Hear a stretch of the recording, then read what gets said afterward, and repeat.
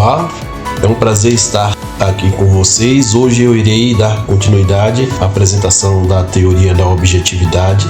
Essa teoria de apresentação do surgimento do universo é uma teoria que se opõe ao Big Bang e à ideia de criacionismo e que propõe o surgimento do universo a partir de uma lógica matemática eterna, a qual ela denomina de nada. Entretanto, o nada não significa o nada absoluto ou um zero absoluto. Em verdade, o nada é uma configuração geométrica que ocorre antes do surgimento do universo por aplicação de verdades matemáticas absolutas.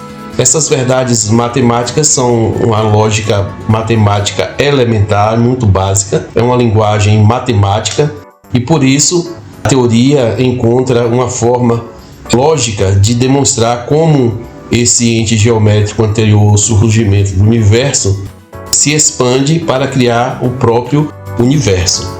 E aí um ponto importante a se trazer à tona é que a matemática humana não é uma invenção. É evidentemente que a linguagem matemática é uma criação humana, é um instrumental humano, mas a matemática existe enquanto verdade universal.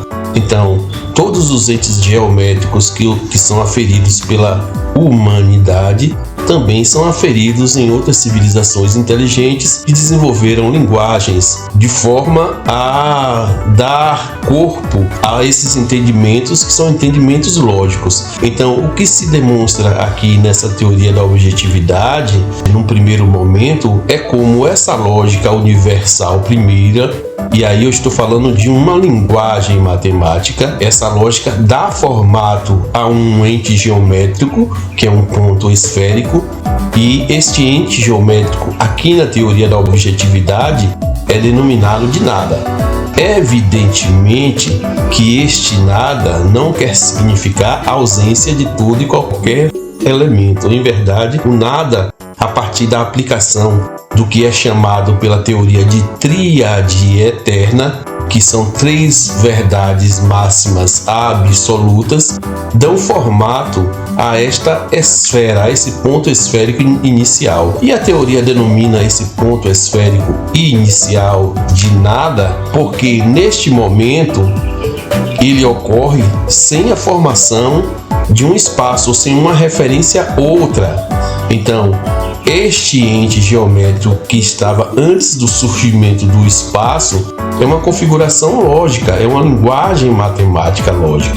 E aí um fato importante, porque não existem duas formas diferentes de o universo surgir. Então certamente que em outras civilizações onde uma teoria tenha sido desenvolvida de demonstrar o modo lógico como o universo surgiu, essa teoria será muito semelhante à teoria da objetividade, para não dizer igual em seus termos. Evidentemente que a argumentação, o desenvolvimento da argumentação é diferenciado, mas as verdades aplicadas a esses surgimentos são iguais. Então, quando a teoria da objetividade encontra um ente geométrico no início de todas as coisas, antes do surgimento do universo, este ente geométrico é o mesmo que outras civilizações que eu pessoalmente acredito que existem no universo de modo exponencial, civilizações inteligentes, também já descobriram.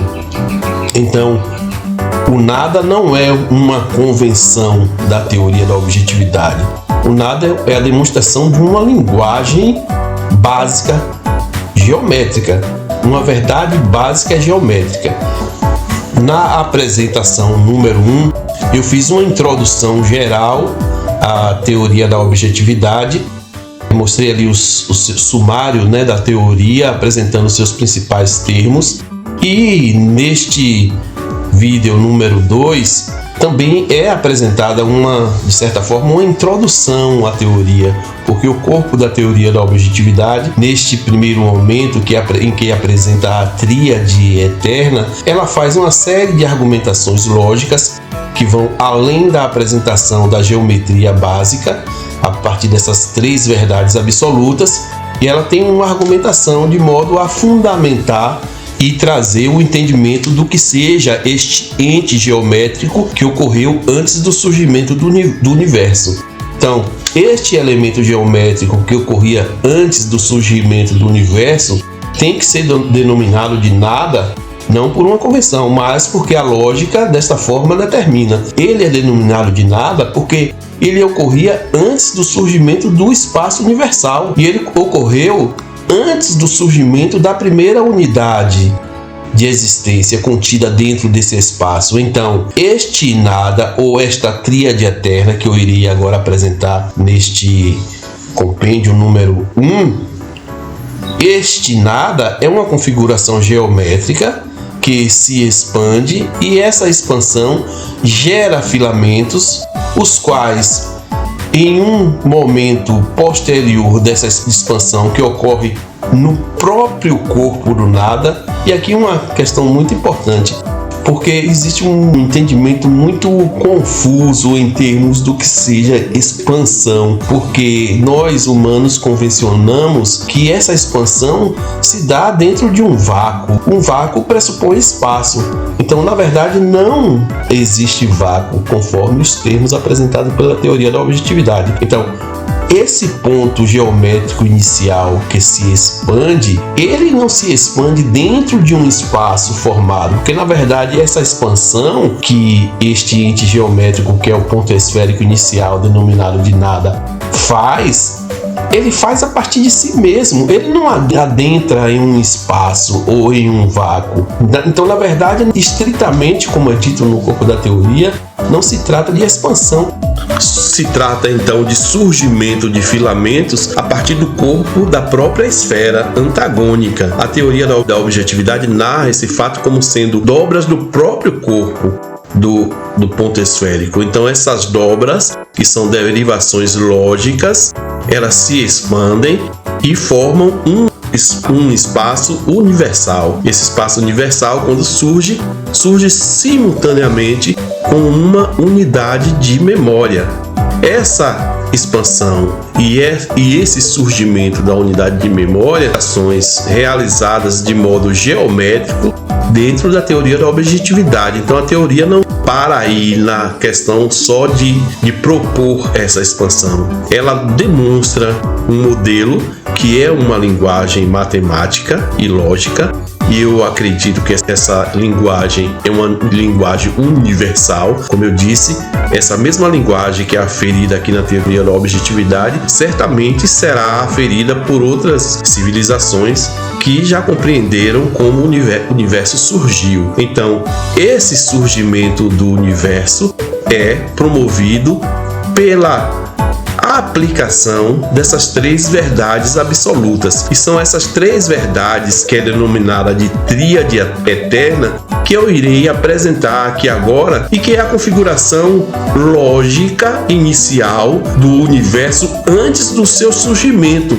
no momento em que não há ainda espaço nem há unidade existencial formada. Essa tríade eterna é uma síntese de três verdades lógicas e matemáticas. E fato importante a ser destacado neste momento anterior ao surgimento do universo é que não há aí a aplicação das leis da física. As leis da física não se aplicam, assim como não existe movimento real, não existe deslocamento. Então, esses filamentos que se expandem a partir das faces do nada, esses filamentos são derivações lógicas e eles surgem, mas eles não se deslocam. Então não há movimento nessa primeira era anterior ao surgimento do universo. Somente quando esses filamentos em exponencial nível de expansão alcança a formação de uma esfera superior, e isto é demonstrado na teoria da objetividade, é que o espaço universal irá estar formado, e aí, simultaneamente à formação desse espaço, surge a primeira unidade de memória, que é denominada de memória embrionária, e a partir desse instante do surgimento da memória embrionária com o espaço universal é que ocorre a formação de unidades atômicas. eu irei utilizar da inteligência artificial para fazer a apresentação inicial dessa tríade eterna e das argumentações lógicas trazidas pela teoria da objetividade. Eu irei apresentando com auxílio da IA e irei, dentro dessa apresentação, pontuando e fazendo comentários de modo a trazer esclarecimentos acerca deste primeiro momento da apresentação dessa teoria da objetividade. Vamos ouvir o nosso amigo IA. Primeiras impressões. Hipoteticamente, eu posso imaginar que o nada seja um grande vazio, como posso também imaginar que o nada significa ausência de qualquer elemento. Em sendo considerado a ausência de qualquer elemento, o nada não poderia ser um grande vazio, pois vazio pressupõe um espaço onde se podem armazenar elementos. Deste modo, ele poderia ser algo ínfimo, tão pequeno que não se poderia considerar como existente. Entretanto, para que se tenha ideia ou noção de que algo seja muito pequeno, tenha tamanho, é preciso dizer que fora deste corpo ou ambiente pequeno há algo ou um espaço maior. A contradição de o nada existir poderia se resolver supondo-se que o nada seja zero, variando para uma dimensão de espaço grande e infinito. Teríamos zero variando ao infinito positivo. Ou, variando para uma dimensão onde o espaço não fosse grande e infinito e sim ínfimo, teríamos zero variando ao infinito negativo. Formar-se-ia então uma função que a ciência matemática denomina de polinomial, zero variando ao infinito negativo e ao infinito positivo. A pergunta que surge é a seguinte: será que ocorreu durante o nada essa variação onde um ponto zero varia para um infinito negativo e para outro infinito positivo, zero? E se existiu, essa variação não pressuporia espaço? Em ocorrendo essa variação, é então possível dizer que o nada pode adquirir dois sentidos. Primeiro, aquilo que ocupa todos os espaços. Segundo, aquilo que não ocupa espaço algum, pois é ínfimo ou não existe. Entretanto, ao que parece, esta especulação de nada ser uma variação entre dois extremos mostra não conter lógica apropriada, pois se não existe qualquer elemento, como se poderia pensar em espaço, em maior, menor, ocupar e desocupar? Todos estes termos nos remetem a conceitos físicos. O espaço ou área é um conceito que, ao que parece, só faz sentido se houver existência. Menor, maior, também, em princípio, só podem ser utilizados no campo da existência. Ocupar, desocupar, também são termos que, aparentemente, só podem ser utilizados se houver movimento ou espaço. Tudo isso são termos existenciais, físicos, que só fazem sentido, em um primeiro momento, se houver existência.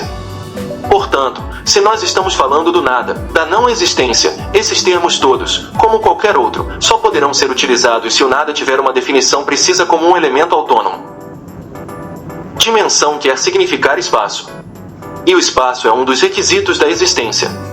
Assim, o nada não poderia ser caracterizado por este espaço variante entre zero e o infinito.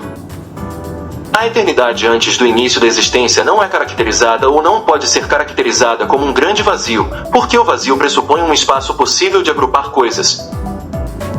Ao que entendo, é preciso estabelecer que o nada é diferente de espaço ou de vazio. O nada seria então uma espécie de elemento necessário à existência e o espaço é a própria existência. Se desconsiderássemos a importância de saber como o espaço se formou e quem é alfa, poderíamos facilmente resolver o problema do início da existência, pois assim teríamos que a existência começou quando no espaço vazio da eternidade apareceu o elemento alfa. O aparecimento de alfa seria o início da existência. Mas, o que seria este alfa em termos da própria essência? Seria uma matéria? Seria uma luz? Seria uma onda magnética? Seria o magnetismo entre os espaços vazios o início de tudo?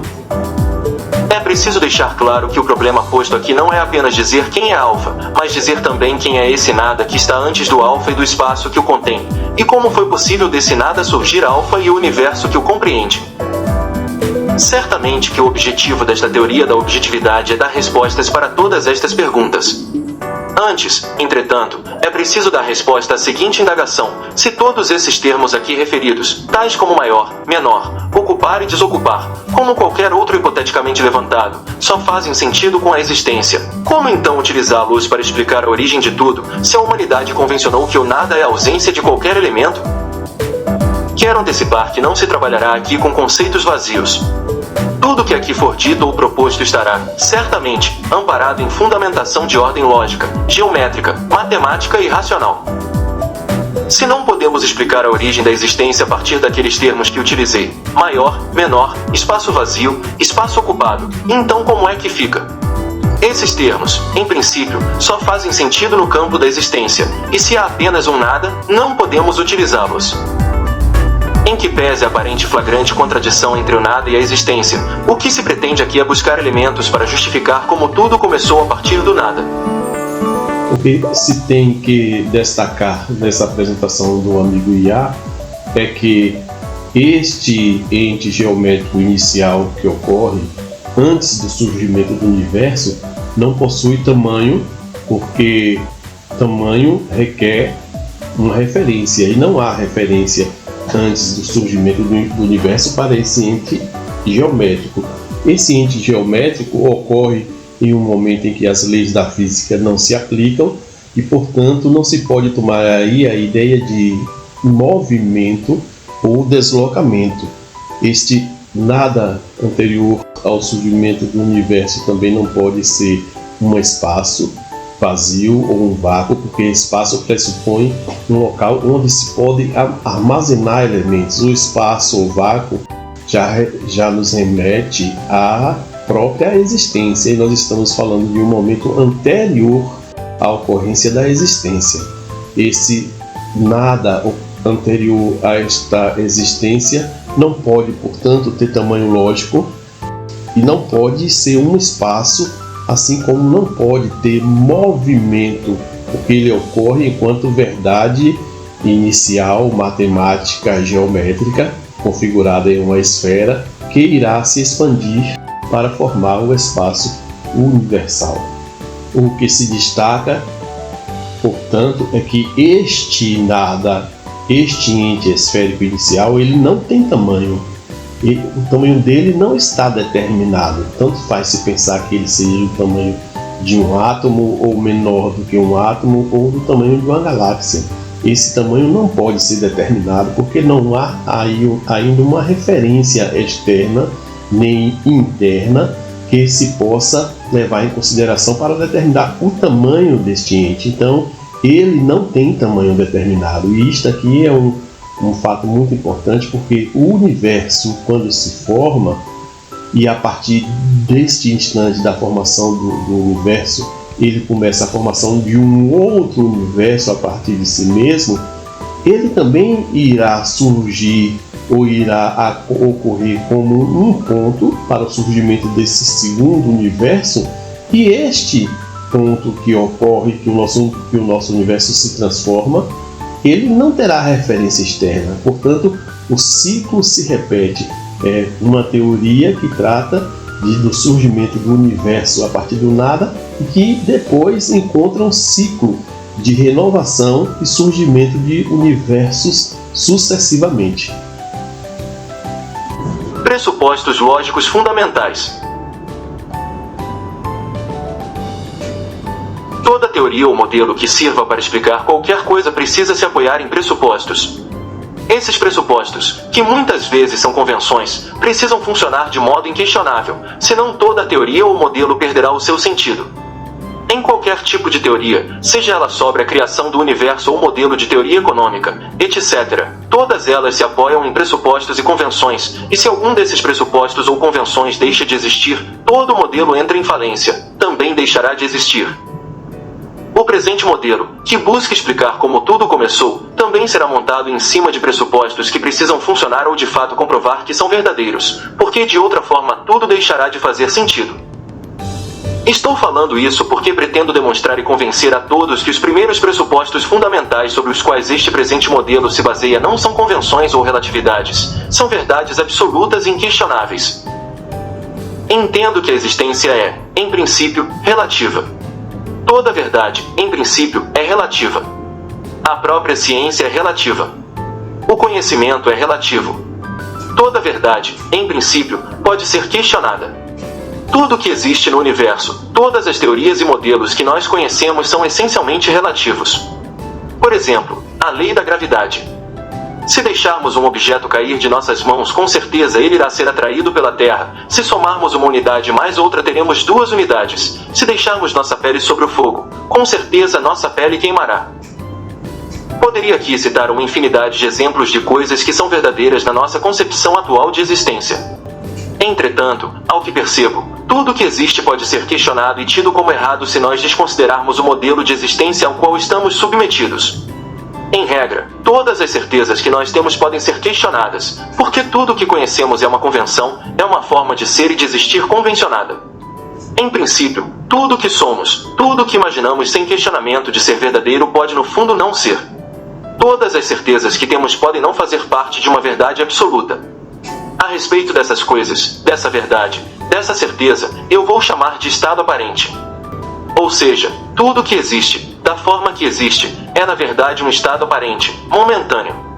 É uma ficção. Para esclarecer, nesta teoria entende-se que as formas de existência podem ser de dois tipos, absolutas e relativas. Muito ainda se fundamentará sobre tal posicionamento, mas em princípio é possível dizer que as formas relativas de existência só ocorrem após o surgimento do universo. Assim, pode-se dizer que o universo é uma forma objetiva de existência, mas que contém dentro de si sistemas existenciais relativos. Em sendo o universo uma forma absoluta de existência preenchida por sistemas existenciais relativos, pode-se dizer que quase toda a verdade dentro da nossa existência é um estado aparente, é relativa. Entende-se aqui que existem verdades absolutas que coabitam dentro dos sistemas que povoam o universo, mas que são anteriores a ele. Ou, em outras palavras, as únicas verdades absolutas existentes possuem gênesis anteriores à criação dos sistemas que estão contidos dentro do universo. De outro modo falando, o que quero dizer é que as únicas verdades absolutas existentes são os fundamentos que criam o próprio universo. Certamente que é objeto desta teoria apresentar os fundamentos dessas verdades absolutas e relativas. Entendo que é necessário estabelecer quais são as verdades absolutas que fundamentam esta teoria da objetividade. E essas verdades que apresentarei são absolutas porque possuem essência primitiva lógica matemática irrefutável. Aqui se apresentará que, mesmo dentro de um sistema relativo, coabitam todas as verdades absolutas, pois essas verdades são também eternas ou perpétuas, conforme o caso e como ainda aqui será diferenciado. Além do mais, haverá verdades que eu as denomino decorrentes. E essas verdades decorrentes existem porque derivam diretamente das verdades absolutas. Entretanto, não as comparo nem as chamo de verdades absolutas, primeiro porque são derivações e segundo porque dentro da existência poderá ser aplicada uma relatividade a todas essas verdades decorrentes. Entendo que é necessário aqui aferir o que é uma verdade óbvia e absoluta. Portanto, quero definir que a obviedade é uma conclusão lógica irrefutável aferida pela razão, quando essa razão está despida de valores dogmáticos tais como religiosidade e cientificismo. Entendo que não só a religião pode estar cercada de dogmas que a fundamentem, mas também a ciência, quando essa não aceita a lógica racional sem o amparo da pesquisa. Isso porque a razão é anterior e posterior a qualquer conhecimento científico. Acreditar que a ciência por si só pode trazer respostas verdadeiras é um engodo. E é essa forma de pensar amparada em verdadeiro dogma que eu denomino de cientificismo. Somente a razão pode construir o conhecimento científico e lógico. Isso porque os modos e métodos de pesquisa só podem ser construídos por uma razão. E a avaliação final de qualquer aferição ou metodologia científica também só podem ser julgadas pela razão.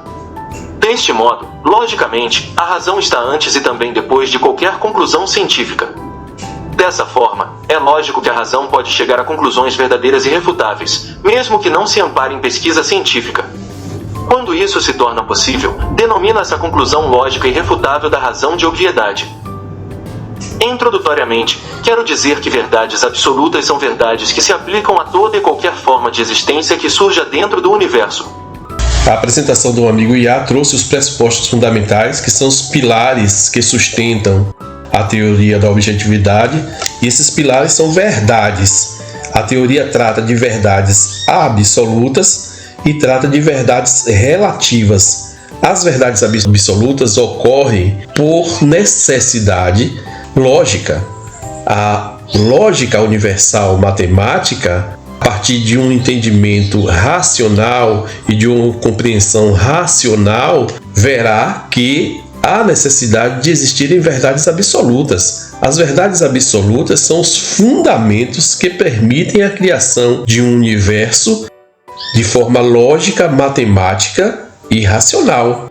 Então, as verdades absolutas são os fundamentos que criam o universo.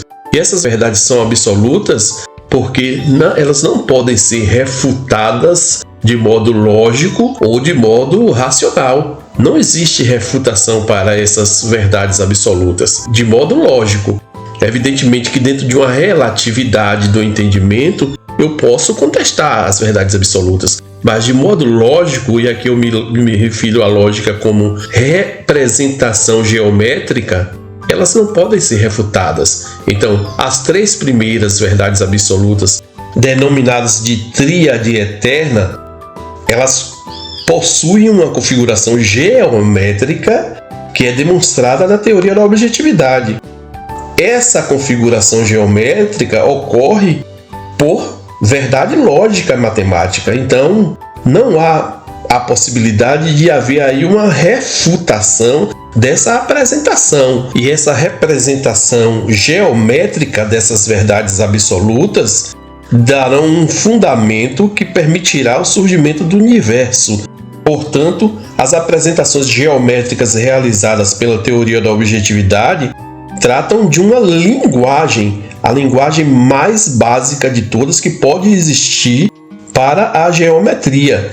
E essa tríade eterna compõe esse ente geométrico inicial a partir de 3 dessas verdades absolutas e, posteriormente, com a aplicação de mais 2 verdades absolutas, surge a questão do movimento configurado inicialmente enquanto formação de filamentos e movimento configurado posteriormente, após o surgimento do universo, como deslocamento desses filamentos no caminho de formarem unidades atômicas. E aqui surge uma questão importante, que é a questão do que a teoria denomina de cientificismo. A teoria da objetividade trata a questão do cientificismo porque é um pilar importante para que possamos ter um entendimento acerca destas apresentações geométricas que dão corpo à teoria da objetividade. Porque essa crítica da teoria da objetividade ao cientificismo, veja bem, não é uma crítica à ciência. A teoria da objetividade não se opõe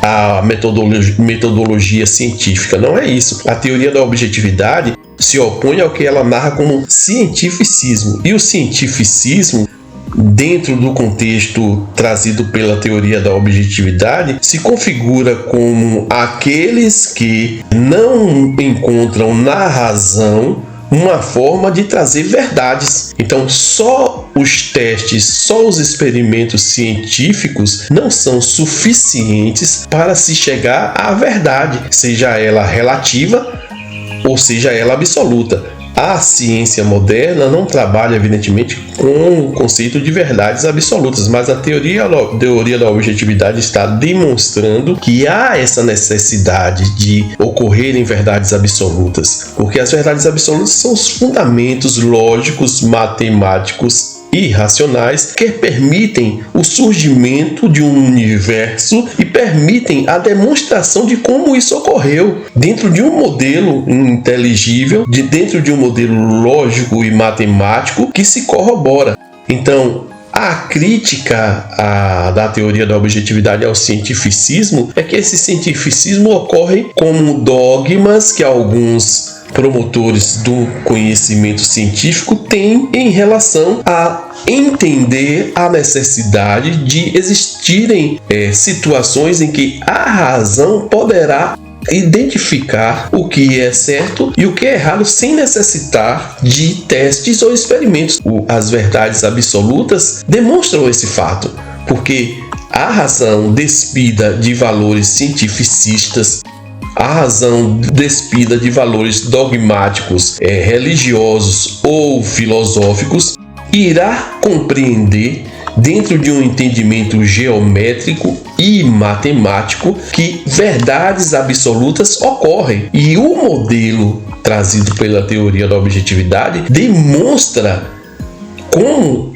essa geometria se impõe, demonstra como essa geometria ocorre e demonstra como essas verdades são absolutas, tendo em vista que elas estão no início dessa compreensão do que possa ser denominado de surgimento do universo. Então, o universo surgiu, mas é preciso haver uma descrição matemática do que significa esse surgimento. Então aqui a crítica à teoria do Big Bang. A teoria do Big Bang é um conjunto de ideias e de propostas, mas que não trazem um entendimento, uma demonstração lógica do que seja esse surgimento. Os períodos trazidos pela teoria do Big Bang são realmente muito vagos, no sentido de que não trazem a geometria básica, não trazem a lógica matemática básica e não trazem uma descrição básica dessa matemática e dessa lógica e dessa geometria.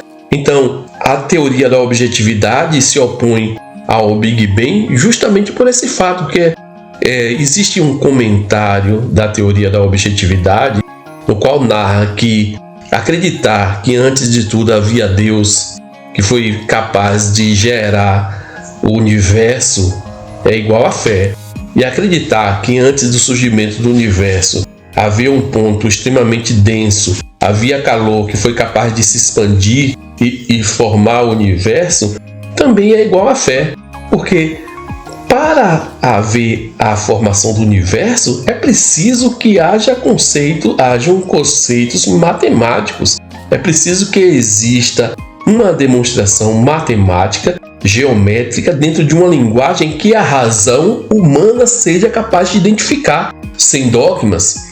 E aí a necessidade de existirem verdades absolutas. E a teoria da objetividade dentro de uma linguagem, as demonstrações da teoria são uma linguagem matemática, geométrica, que se impõe como verdades absolutas. Por que elas se impõem? Porque elas encontram dentro do modelo um conjunto de regras e de peças que se encaixam perfeitamente e que explicam de forma lógica, encadeada e racional como o universo surge. Primeira verdade absoluta. Uma vez demonstrados introdutoriamente os pressupostos lógicos que fundamentam essa teoria, é preciso ir diretamente ao início da apresentação destas verdades absolutas, das verdades máximas, e apresentá-las. A primeira verdade absoluta ou obviedade absoluta diz: antes de surgir o universo havia nada. Esta afirmação aparentemente redundante é a primeira verdade absoluta e dela, por mais que alguém queira, não poderá divergir com razão puramente lógica. Eu posso dizer essa frase aparentemente redundante de outras maneiras. Antes de existir a luz, existia nada. Antes de existir qualquer tipo de matéria, átomos, existia nada. Antes de existir gases, existia nada. Antes de existir um espaço, um universo, o cosmos, existia nada. Antes de existir qualquer tipo de eletromagnetismo ou radiação, existia nada. Essa é a primeira verdade absoluta, o primeiro pressuposto, a primeira obviedade sobre a qual esta teoria da objetividade se assenta. O fato é que, ao se admitir que antes da existência necessariamente ocorreu uma não existência, um nada, deparamos-nos com um tempo inicialmente lógico. E é sobre este tempo contraditório, antagônico, que quero agora falar de forma especulativa inicialmente, para a posteriori tecer as conclusões lógicas necessárias. Considero como hipótese inicial da teoria da objetividade que antes do início da contagem do tempo existencial universal havia um tempo primitivo, ao qual denomino de tempo antagônico. E utilizando o termo que entendo como adequado, quero chamá-lo também de tempos antagônicos. E denomino dessa forma o tempo zero por um motivo verdadeiro. Nessa era da eternidade não há espaço nem qualquer forma de existência. O tempos antagônicos seria verdadeiramente o nada. Porém, o nada tem um significado. Esta substância do nada me diz que ele é um tempo sem referência, pois não há existência, não há universo, não há qualquer outra coisa a não ser ele mesmo, e por isso ele é o tempo zero, o nada. Isso é o mesmo que dizer que antes da existência há nada. O tempo é zero, pois não tem referência, não há um marco através do qual ele possa se referenciar. Então, dessa forma, o tempo zero, o nada, é verdadeiramente antagônico, contraditório, vez que no mesmo instante em que ele precisa ocorrer como primeira verdade lógica, não pode ser considerado existente, pois a existência pressupõe um espaço formado contendo dentro de si ao menos uma referência, um marco. Quero então estabelecer o pressuposto de que este tempo antagônico é um elemento autônomo, contínuo e constante. É evidente que dizer o que significa essa autonomia, essa continuidade e essa constância está em verdade no cerne do desenvolvimento desta teoria.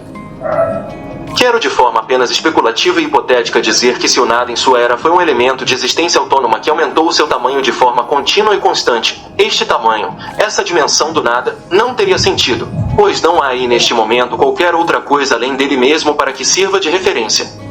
Ou seja, tanto faz dizer que este nada, este tempo antagônico, em sua era, é do tamanho de um átomo, como dizer que ele é do tamanho de uma galáxia, tudo será a mesma coisa, tudo será igual, pois não há ainda outro elemento referencial. Sim, não é por acaso que eu o denomino de antagônico. Eu assim o chamo, pois o nada realmente seria dessa forma, haja vista que ele é um elemento sem referência, uma vez que não há existência, não há qualquer outro elemento além dele mesmo. Deste modo, também hipoteticamente falando, quero considerar que este nada, este tempo primitivo, deixará de ser antagônico quando ganhar uma referência, quando ocorrer a primeira unidade de existência, o primeiro referencial que permita ao nada deixar de ser contraditório, deixar de ser antagônico, para passar a compor a própria existência. Nesta teoria da objetividade considera-se o tempo como espaço. Ou seja, o tempo avança quando há avanço do tamanho do espaço. Aqui, nesta teoria da objetividade, tempo não é um conceito que remete ao passado, presente e futuro, ele é uma figura geométrica espacial. Repito, tempo é igual a espaço. Por isso, ora direi avanço do tempo, ora avanço do espaço, pois ambos significam a mesma coisa. Isso tem um significado muito importante. Durante a Era do Nada ainda não há existência, não há espaço, pois o tempo ainda não iniciou a sua contagem, haja vista não haver outro elemento além do próprio nada. Nessa teoria, o nada, o tempo zero, tem existência autônoma e não significa zero na forma que é convencionada pela matemática humana. Para dar validade a essa teoria do nada é preciso demonstrar de forma cabal uma prova. Essa prova considero que seja a existência. A existência material é a prova maior de que o nada tinha uma existência autônoma, pois se não fosse dessa maneira, não poderia a partir dele surgir todas as demais coisas. Entretanto, buscarei aqui provar ainda com fundamentos matemáticos, que o nada, o tempo zero, não tem o significado que a humanidade convencionou. Ou seja, o nada não significa ausência de elemento. Inicialmente, para demonstrar que o nada em verdade possui uma existência autônoma em si mesmo, quero construir então uma equação formada por uma sentença verdadeira. E essa sentença verdadeira decorre da primeira verdade absoluta que diz que antes de surgir o universo havia nada. O universo, evidentemente, representa tudo que existe. Então, se antes de tudo havia nada, posso adicionar uma unidade a este nada e ele continuará sendo nada, será n mais 1, assim como posso subtrair desse nada também uma unidade que ele continuará também sendo nada, será n menos 1. Temos então, considerando n igual 0 igual nada. O conjunto verdade da equação possui dois valores possíveis que são 2 e menos 2. Evidentemente que estes números querem significar apenas pesos, pois propositalmente adicionei no exemplo uma unidade, mas poderia adicionar frações de unidades ou até um número exponencialmente maior do que a unidade. O fato importante é demonstrar que o nada é elemento único, mas mesmo nessa condição de elemento único, possui um corpo que tem dois significados em si, um de valor negativo menos 2 e outro de valor positivo mais 2. O nada é um elemento eterno e sempre assumirá um valor virtual de menos 2 e mais 2. Esse é o princípio matemático de toda existência, o qual aqui se pretende corroborar com mais argumentos lógicos e geométricos. Essas equações matemáticas básicas e simples mostram que o zero absoluto não existe. O zero absoluto é uma criação humana, é uma convenção da linguagem matemática que não se aplica isoladamente ao início da existência. Ou seja, antes de ser formada a existência universal havia um elemento autônomo, eterno e constante. Esse elemento era o nada. Porém, o nada não tem o significado que pode parecer ter, pois o nada não é igual à ausência de elemento. O nada é semente eterna de toda a existência. O nada só significa o não ser enquanto não surgir a partir dele mesmo um tudo, um espaço universal que contenha dentro de si uma referência. Ou seja, o nada deixará de ser uma não existência quando surgir um espaço universal e o seu referencial. O nada continua eternamente sendo não existência somente enquanto não há uma referência. Quando essa referência surge, inicia-se também a contagem do tempo universal. O nada perde o seu antagonismo quando cria o espaço e dentro dele uma referência. E quando digo que o nada é tempo antagônico, este antagonismo significa que o nada é algo que ocorre antes da existência universal, pois ele é elemento único formado por valores equidistantes, um negativo e outro positivo de igual peso. Entretanto, é preciso esclarecer que estes valores positivos e negativos encontrados não significam de modo algum qualquer tipo de força negativa e positiva, ou qualquer tipo de polo positivo e negativo, pois o nada não admite forças contrapostas de qualquer espécie. Isso quer dizer também que estes valores mais 2 e menos 2 significam apenas que se tomarmos um centro imaginário, os seus quadrantes serão equidistantes, em valores iguais, e por este motivo a figura que é remetida é a de uma esfera.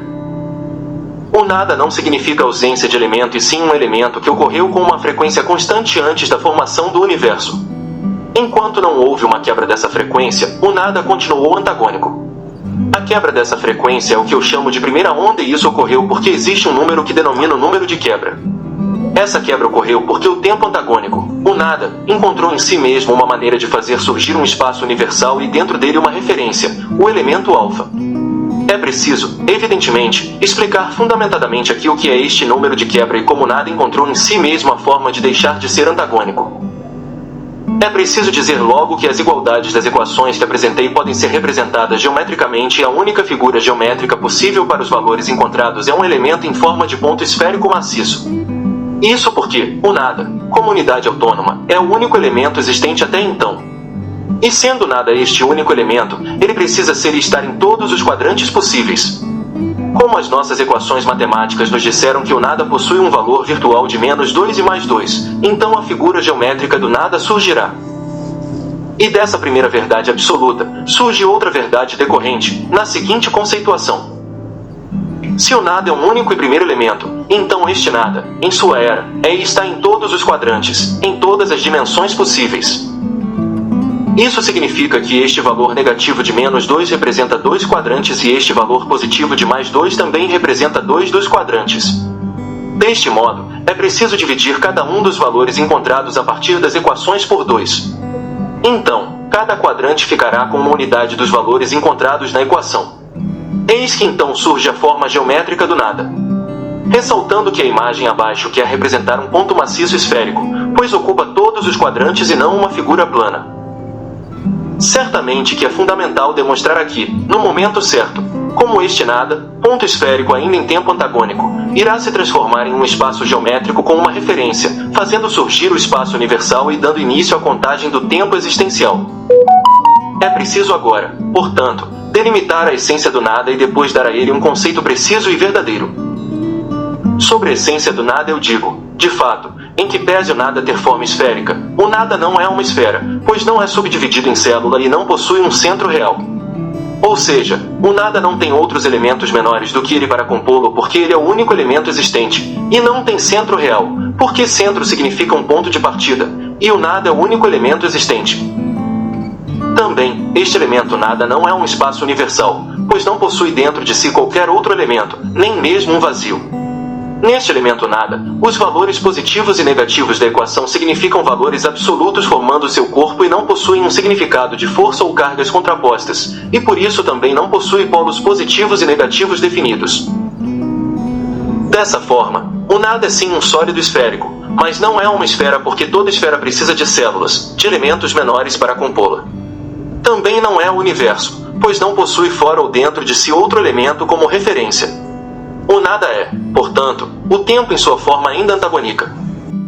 Vimos aí a apresentação do nosso amigo IA acerca do tempos antagônicos, que é a era que ocorria antes do surgimento do universo. Esta era se configura pela existência de uma lógica geométrica, matemática e racional que se impõe. A configuração geométrica do tempos antagônicos é demonstrada na teoria da objetividade a partir da apresentação da equação existencial. Veja bem, a equação existencial é uma descrição lógica deste ente geométrico. Porque se esse tempos antagônicos representa o nada, ou representa a não existência, eu posso formar uma sentença matemática de forma a demonstrar em uma equação a forma geométrica deste ente que ocorria antes do surgimento do universo. Então, se antes do universo ocorria nada, eu posso adicionar uma unidade a esse nada e esse nada continuará sendo nada. Assim como eu posso retirar desse nada uma unidade, ele continuará sendo nada.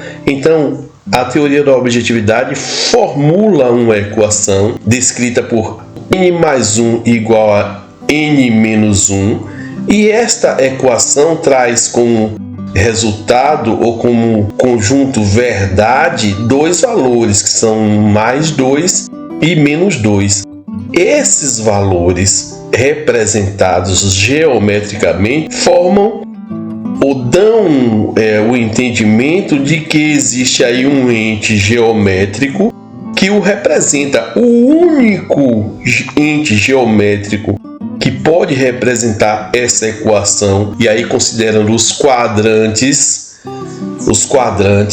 existenciais, seria uma esfera perfeita, porque n mais 1 igual a n menos 1 possui dois valores como resultado, como conjunto verdade. Então, o 2 representaria 2 dos quadrantes e o 2 negativo representaria 2 dos quadrantes, formando assim, dessa forma, uma esfera, um ente geométrico esfera. Agora, esse ente geométrico que ocorre antes do surgimento do universo, apesar de ter uma forma esférica, ele não é uma esfera, porque ele não é composto por outros subelementos, ou seja, ele não é composto por células ou por outros filamentos que o componham, porque toda a esfera dentro da existência universal será composta por outros subelementos, ou será composta por átomos ou filamentos atômicos.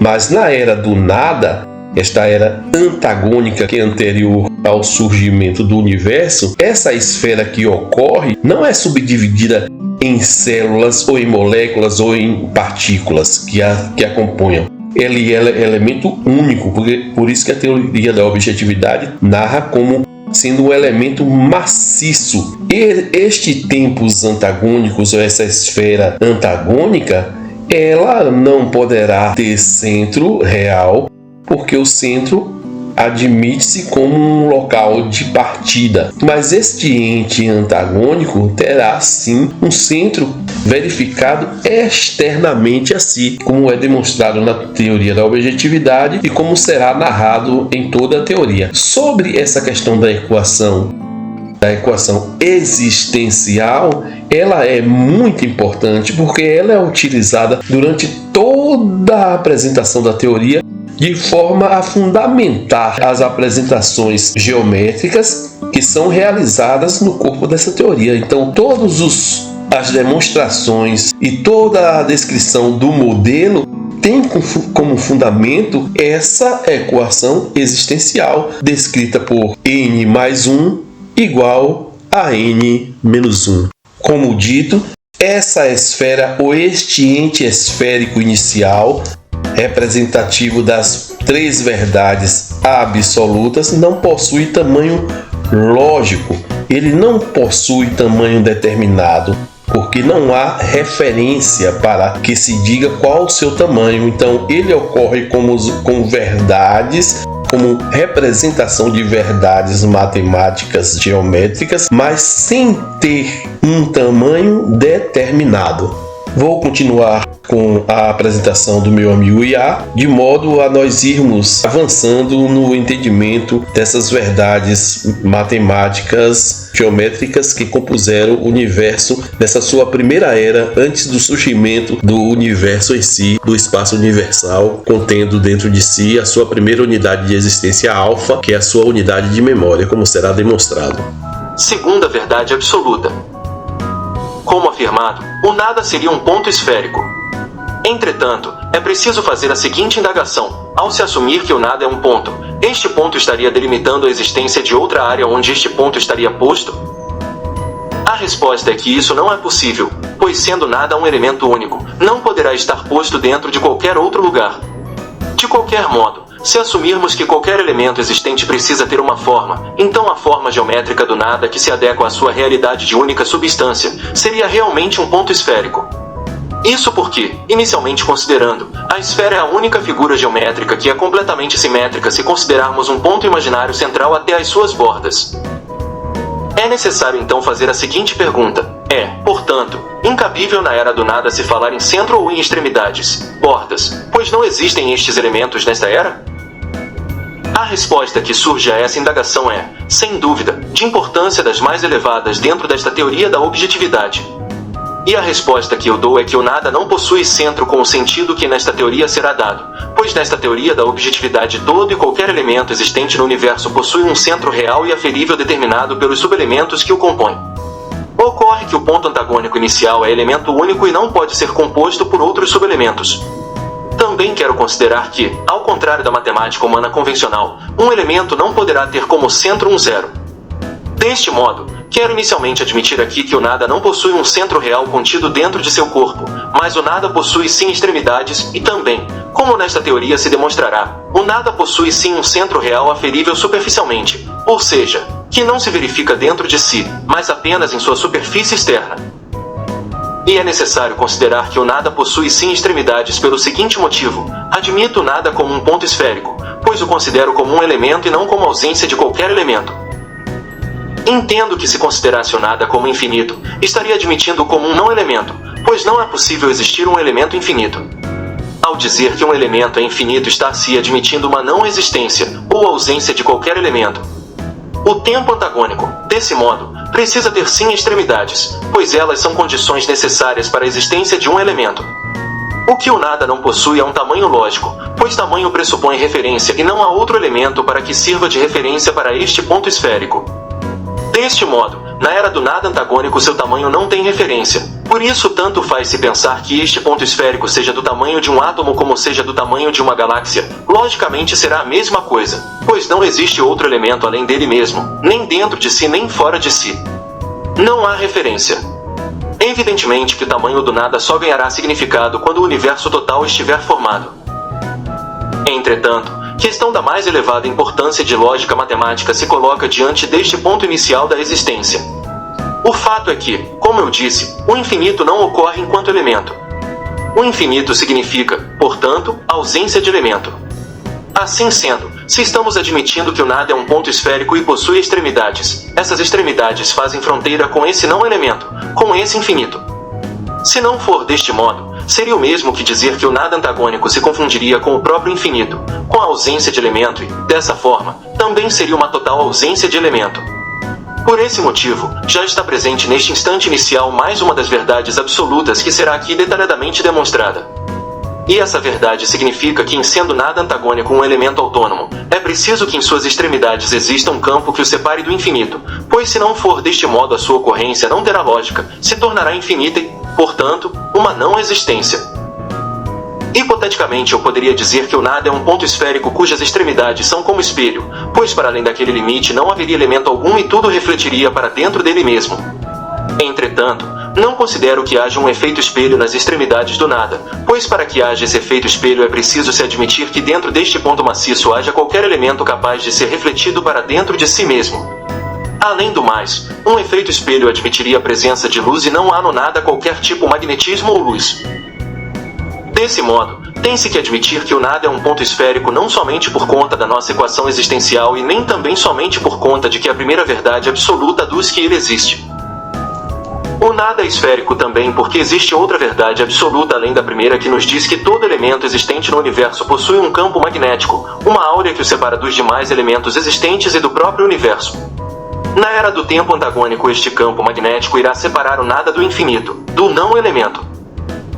Portanto, é preciso, de imediato, demonstrar dentro desta teoria a segunda verdade absoluta, em que pese a sua fundamentação detalhada a ser apresentada a posteriori.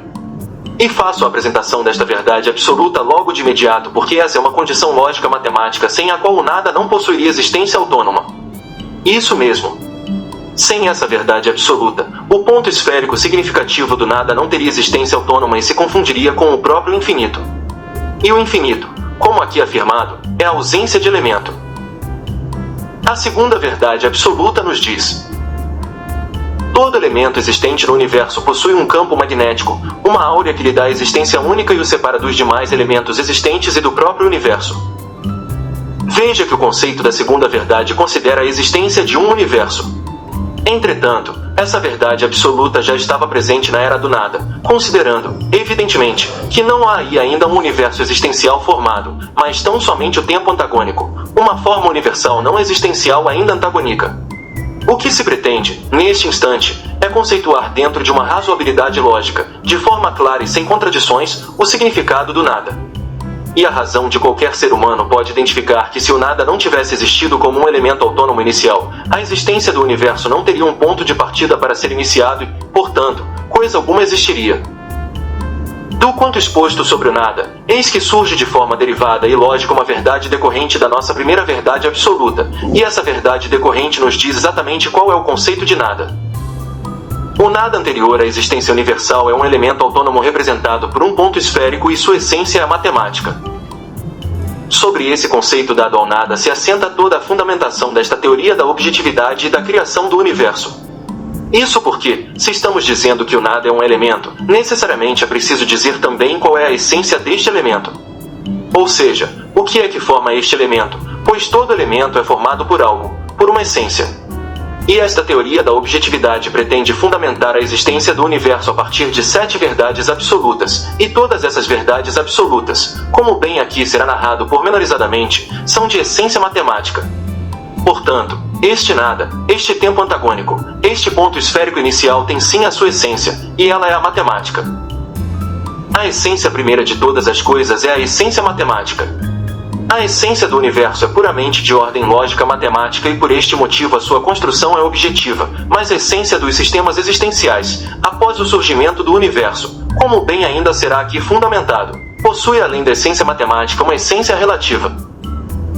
Ressalte-se que chamo de essência matemática uma lógica que ocorre antes mesmo do surgimento do universo. E essa essência, essa lógica, certamente é que dará fundamento à ciência matemática desenvolvida pelo homem.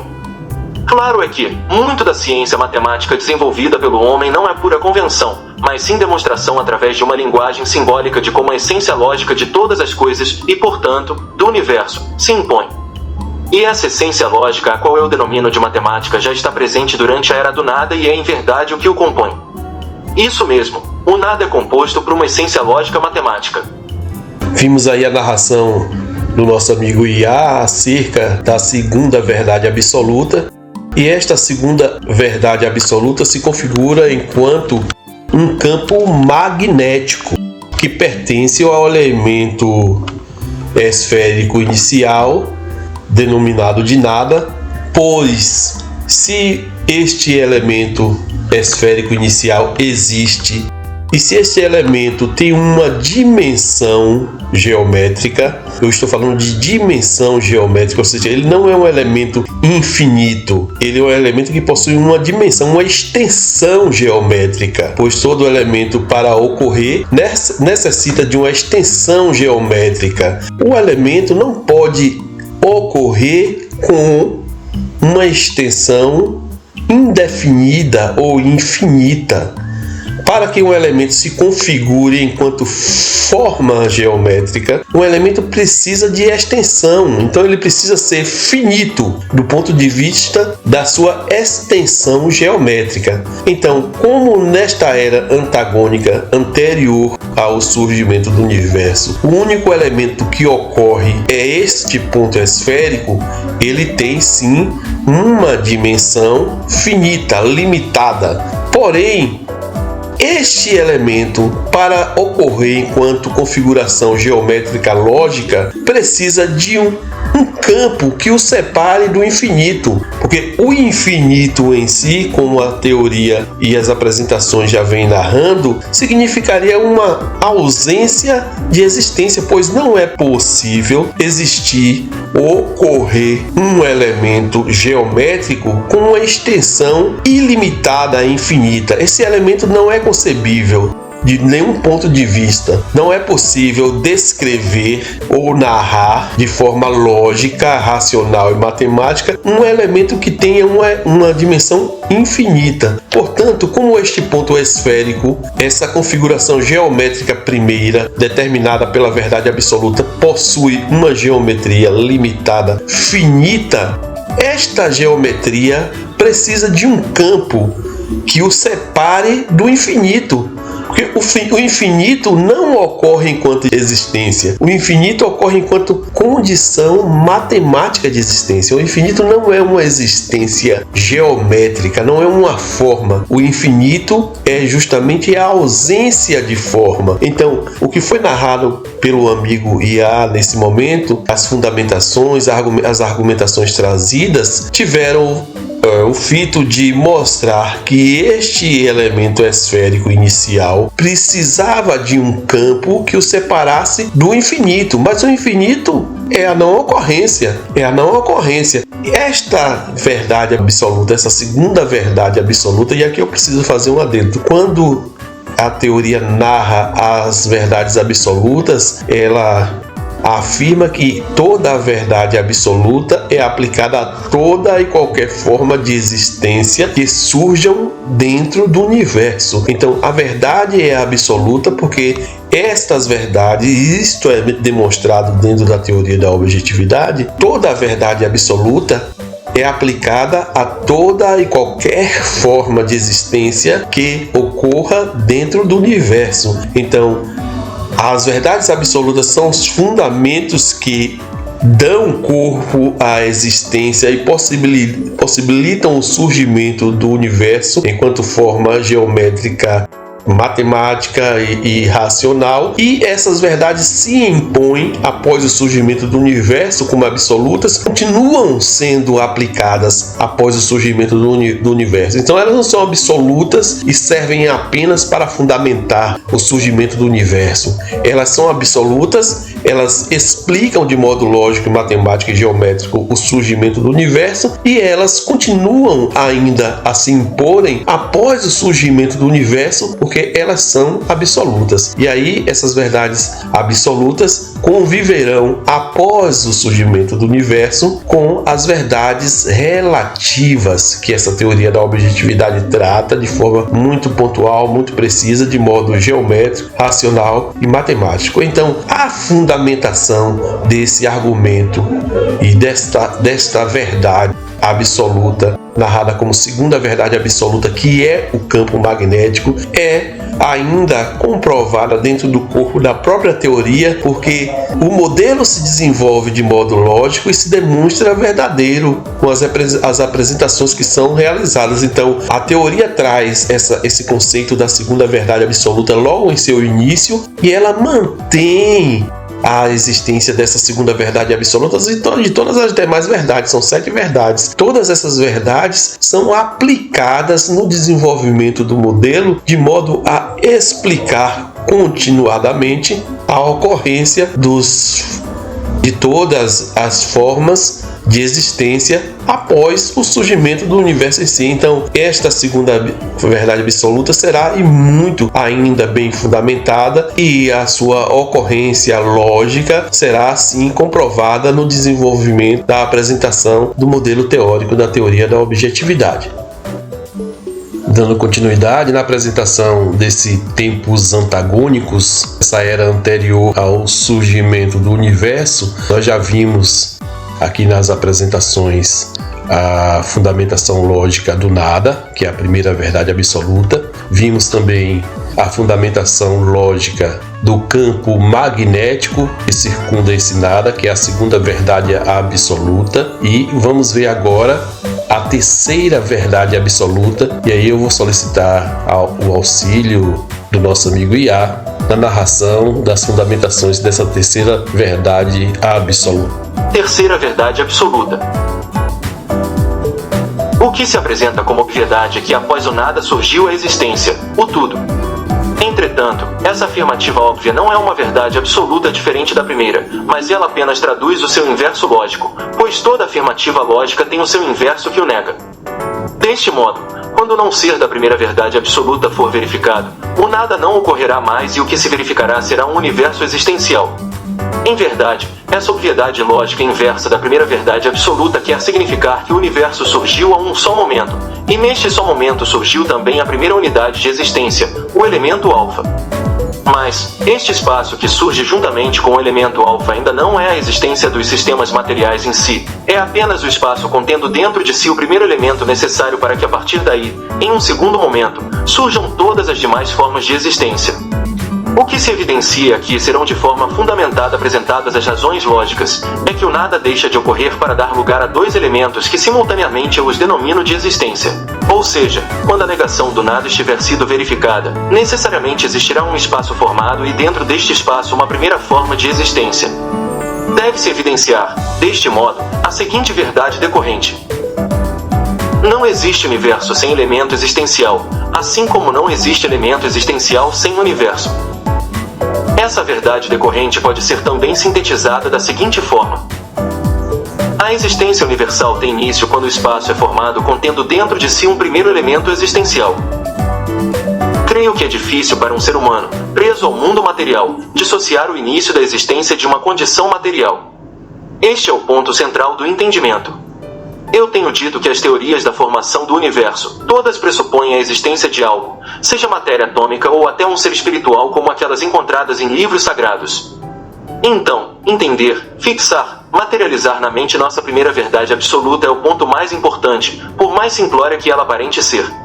Entender o porquê só existem 7 verdades absolutas em todo o universo é o ponto crucial desta teoria. Todas as verdades depois dessas 7 verdades absolutas que estamos aqui descobrindo serão arranjos delas mesmas.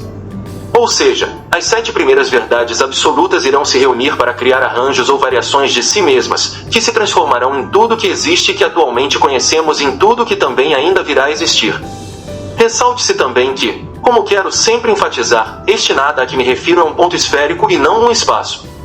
Então, o nada é um elemento único, antagônico, um ponto único em forma esférica que está em todos os quadrantes, em todas as dimensões possíveis em sua era, porém sem referência a outra, e por isso mesmo anterior à existência. Nesta teoria da objetividade, todo elemento existencial possui uma forma geométrica. Deste modo, não somente o que é material possui forma geométrica, mas também aquilo que é não material. Antes de a matéria surgir só havia, evidentemente, elementos não materiais. E esses elementos não materiais possuem forma geométrica. A primeira unidade de existência a surgir, a qual eu tenho até aqui denominado de elemento alfa, como apresentarei detalhadamente, possui forma geométrica definida. Os elementos que compuseram o universo total possuem forma geométrica definida e o próprio universo total formado possui forma esférica. É evidente que a apresentação destes elementos geométricos iniciais que compuseram o universo será demonstrada no momento oportuno dentro desta teoria da objetividade, pois em verdade é cerne dos argumentos que superam a ordem filosófica e adentram na ordem matemática geométrica. Em que pese, entretanto, a filosofia ser também, ao que eu penso, uma razão que tem como essência a lógica, que é puramente matemática. Em outras palavras, o surgimento da existência nos leva a concluir pelo campo da lógica e da razão que todas as demais coisas que conhecemos são derivações dela ou são formas dela mesma a se manifestar.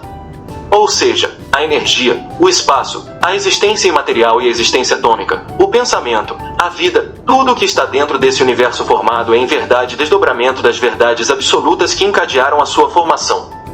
E a existência universal, como demonstrado, é o tempo, o espaço, universal com a sua primeira unidade de existência alfa. Nesta obra, permiti-me o direito de fugir do padrão de rigor científico que se instalou no mundo moderno com as formas de construir conhecimento. A padronização do ensino e a sistematização das técnicas científicas implantadas no mundo do saber fizeram com que o homem passasse a trilhar em uma construção de conhecimento que, a meu ver, acelerou e muito o processo do eterno descobrir, mas que de outro lado criou um efeito inibitório sem precedentes. Essa sistematização metodológica permitiu ao homem todo o avanço tecnológico em uma velocidade espantosa e inimaginável. E tudo isso se deve ao desenvolvimento da ciência. Isso é fato. Mas, o encurralamento dos cérebros aos métodos científicos e os seus aprimoramentos em regimes universitários podou, e muito, um conhecer que muitas vezes foge das regras impostas por toda e qualquer lógica de conhecimento científico, ou que, quando se submete a alguma regra, não o é por completo, e, por isso, torna-se um projeto abandonado. A metodologia científica imposta nem sempre se encaixa aos padrões da observação humana. O conhecimento científico, a forma como é construído, é essencial e importante. Comporta-se como o leito de um rio que conduz a água esparsa por todo o terreno que o acompanha. Mas, assim como o rio não pode trazer para si as águas dos lagos vizinhos nem dos rios que correm em paralelo, a ciência também não pode trazer para si muita coisa que corre, está fixa, mas de fora do seu leito. Fora do conhecimento científico ou daquilo que possa a ele ser submetido, existe muita coisa e, acredito, os segredos maiores das formas de existência. Certamente que conhecimentos externos aos científicos podem fazer surgir canais que levem aquele rio às águas que lhe são externas. Esta teoria pretende demonstrar as engrenagens que compõem basilares segredos da existência. Para tanto, utiliza-se um método amparado em lógica geométrica que nos remete aos primórdios do ser e, antes, aos primórdios do não ser. Quero afirmar, com esta teoria ora apresentada, pretende-se compreender o início do que chamamos existência. Pretende-se aqui compreender as formas essenciais de existências universais a partir de um momento anterior a tudo. E a única coisa que pode ser anterior a tudo é o nada. Sim. Do nada, dessa estaca zero, dar-se-á início à construção desta teoria da objetividade de forma lógica e encadeada. Antes, quero propor que todo elemento material é uma ficção. Ficção bem presente, é claro, mas que nunca deixará de ser ficção. Tanto a pedra quanto a palavra são ficções. Todas as coisas do mundo e fora dele, do mais simples dos vermes à forma mais racional de existência, do grão de areia levado pelo vento aos complexos de galáxias, tudo é ficção, pois só existem enquanto fantasia lógica. O método da desfragmentação consiste justamente em decompor um elemento existencial para poder apresentar a construção lógica dessa ficção que é a existência, pois entendo que todo elemento existente é, ao fim, composto apenas de essência lógica matemática, a qual se faz atuar para apresentar a realidade aferível. Entretanto, essa fantasia compõe tudo que é forma de ser, material e ideal, daí a chamarmos de existência. E essa ficção a qual me refiro se dá porque a única coisa que encontramos como ocorrência primeira é o nada. Então, o nada, a partir de si, encontrou uma forma de fazer surgir uma lógica existencial posta além de si. Isso ocorreu com o surgimento do espaço concomitantemente ao elemento alfa. E quero dizer que considero que o elemento alfa é uma unidade de memória, como a partir de agora eu o denominarei. Denomina o primeiro elemento existente dentro do universo de unidade de memória por entender que tudo que existe dentro do universo ocorre sempre obedecendo ao princípio da criação e da absorção de conhecimento, como nesta teoria será apresentado. Ou seja, elementos existentes no espaço, e que são também espaços geométricos, quando constatam a existência um do outro, em um primeiro momento formam conhecimento e, em um segundo momento, quando se encontram novamente, quando os dois elementos se reencontram, há o reconhecimento. Este processo, repetindo-se indefinidamente, entre dois ou mais elementos, forma a base de existência de tudo que está contido no espaço existencial, como aqui se demonstrará amplamente.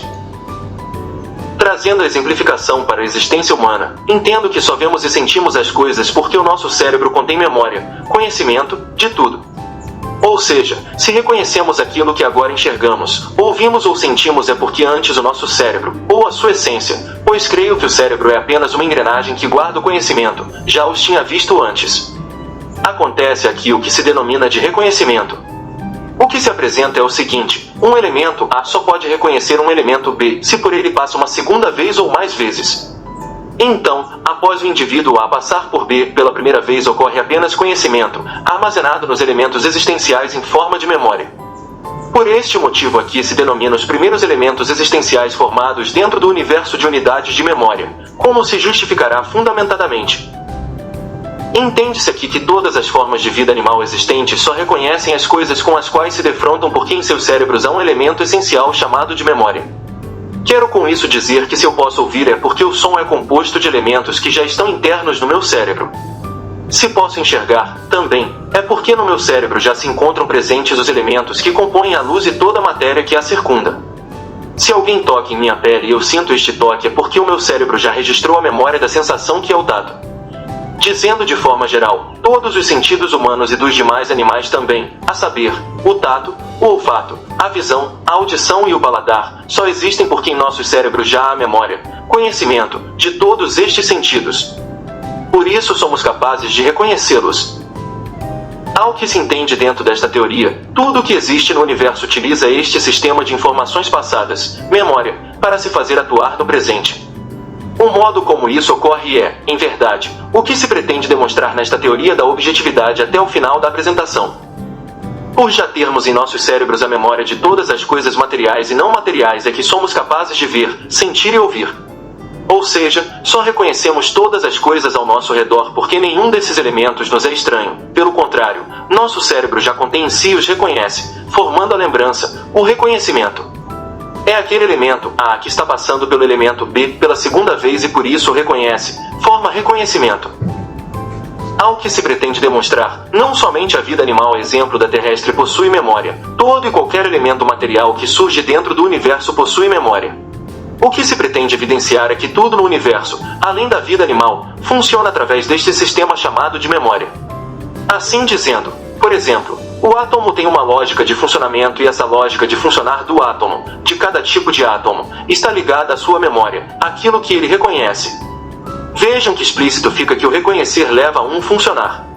As coisas, cada elemento que existe de forma diversa em cada um dos infinitos anéis é formado por uma lógica de funcionamento. E essa lógica de funcionamento é repetida no tempo através do sistema de reconhecimento que cada elemento possui, através da memória. Dessa maneira, nos anéis dos átomos, cada tipo de átomo existente se comporta de forma própria, e essa forma própria de se comportar é dada por uma memória anterior. Elemento A que passa por outro elemento B uma primeira vez e gera memória, conhecimento. E um elemento A que passa por B uma segunda vez e gera reconhecimento. Mas essa memória, como já disse antes, é acumulativa. Quanto mais vezes a passar por B ou B por A, maior será o reconhecimento, maior será a quantidade de memória. As verdades que chamo de decorrentes e também as verdades relativas dos elementos também estão relacionados a essa repetição. O que se entende que a repetição é algo essencial na engrenagem de funcionamento de todas as coisas e na criação de formas de existência novas dentro do universo. Pretende-se nesta teoria não tratar das questões postas como generalidades. Ao contrário, pretende-se aqui demonstrar de modo detalhado, claro, lógico e matemático o que de fato é este elemento existencial ao qual denomina unidade de memória e como ela se formou desde o início da existência. Cabe aqui esclarecer que unidade de memória é uma unidade geométrica espacial única, com existência própria, vez que possui áurea própria e é capaz de reproduzir memória, que é o conhecimento, as imagens do espaço externo que se coloca entre essa unidade de memória e outra. Antes, porém, quero demonstrar que a repetição de uma memória, conhecimento, e de um reconhecimento, é o que forma a verdade. A essa verdade que é derivada da repetição de um reconhecimento, de uma memória, chamo de verdade relativa. Todas as verdades que nós conhecemos, com exceção das nossas verdades universais absolutas e das verdades decorrentes que são uma espécie de verdade derivadas das absolutas, são relativas. Aqui se falará sobre isso detidamente de forma clara, lógica e matemática. Quero introduzir aqui um entendimento de importância ímpar. Refiro-me à matemática e à razão. Sabemos que a humanidade desenvolveu uma ciência denominada matemática, com seus conceitos e princípios convencionais que a tornam um instrumental de importância sem igual para que se possam conhecer verdades sobre o mundo material. Entretanto, acredito e quero afirmar que existem condições, existem verdades lógicas sem as quais não poderia ter existido um início de existência. Evidente que essas verdades, essas lógicas estão todas contidas dentro das 7 verdades absolutas que aqui se apresentará. Então, as 7 verdades absolutas são a gênese de toda a verdade lógica. Contudo, essa essência matemática a qual me refiro não é ainda a matemática instrumental convencional desenvolvida pelo homem. A essência matemática a qual me refiro, essas 7 verdades absolutas, não tratam de conceitos já convencionados e por isso mesmo muita coisa do que se disser aqui nesta teoria da objetividade irá contrariar convenções da ciência matemática criada pelo homem. Faço essa observação porque preciso afirmar que a essência matemática é toda a verdade lógica necessária à existência. Ou seja, a essência primeira de todas as coisas é a matemática. E digo isso também porque quero afirmar que as 7 verdades lógicas, as 7 verdades absolutas não contemplam em si apenas a matemática, pois abarcam também o que denomino de razão. Isso mesmo, as 7 verdades absolutas são maiores do que a própria matemática, porque contém em si também a razão. Entende-se aqui que a razão é maior do que a própria lógica matemática. A matemática é uma régua que não pode sozinha medir o tamanho da razão. A razão é maior do que a matemática porque a matemática é apenas um conjunto de condições, de verdades lógicas necessárias à existência e a razão, além de conter em si a própria matemática, é um conjunto de elementos necessários ao reconhecimento de toda e qualquer verdade. O que digo é que nenhuma verdade lógica e matemática poderá ser identificada se não existir um elemento maior que contemple em si todos estes elementos matemáticos e seja capaz de identificá-los.